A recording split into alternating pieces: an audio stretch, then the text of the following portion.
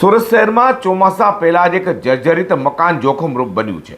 ચોક બજાર સિંધીવાડ વિસ્તારમાં જૂના મકાનનું છજ્જું અચાનક જ તૂટી પડતા અફડાતફડી મચી ગઈ હતી. ઘટનાની જાણ થતાં જ ફાયર બ્રિગેડે તાત્કાલિક પહોંચી અંદર ફસાયેલા લોકોનું સફળ રેસ્ક્યુ કર્યું હતું.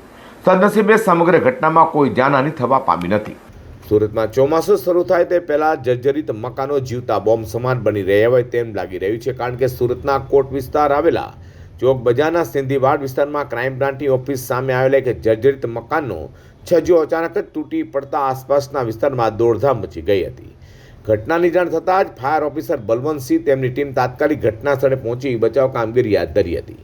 મકાનની અંદર ફસાયેલા અંદાજે 5 થી 6 લોકોને ફાયર વિભાગની ટીમે સુરક્ષિત રીતે બહાર કાઢ્યા હતા.